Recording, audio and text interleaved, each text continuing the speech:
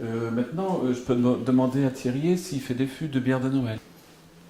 Ou on peut faire un mix parce que j'ai un autre brasseur qui en fait aussi. Ah oui 20 litres 50. pour 50.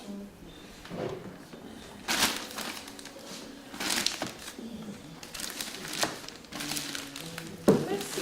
C'est moi. Très bien. Merci, monsieur. Bon après-midi. Ça, c'est une dame qui a une société juste à côté qui voudrait faire un petit pot pour Noël. Et elle m'a demandé des bières de Noël, soit en bouteille, soit en fût. Et des commandes comme ça de bière pour des événements de ce genre, ça arrive De plus en plus, oui. Alors en plus, bon ici on est à Lille, donc c'est un peu culturel la bière. À Paris, ça commence un peu aussi, mais ailleurs en France, je pense pas que ça soit très très répandu. Pourquoi, à votre avis? Parce que l'image de la bière n'est pas terrible. Ça a longtemps été la bière cacahuète devant le match de foot, en jogging. Voilà, par rapport au vin ou au champagne, on n'est pas du tout dans les mêmes catégories.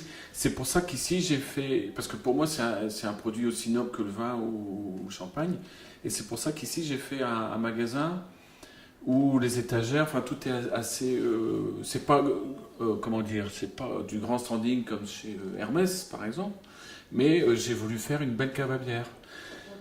Souvent les caves à bière, quand on les visite, c'est assez poussiéreux, c'est pas terrible. Bon là j'ai voulu faire parce que pour moi la bière c'est un très beau produit.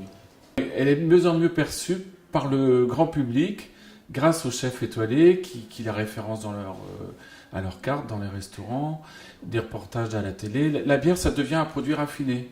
On peut l'amener à un dîner maintenant, on peut l'offrir comme cadeau. Il y a quelques années, on offrait à la fête des pères ou à Noël une bouteille de vin, une bouteille de whisky, une bouteille de champagne. Maintenant, j'ai de plus en plus de clients qui me demandent des coffrets cadeaux avec de la bière.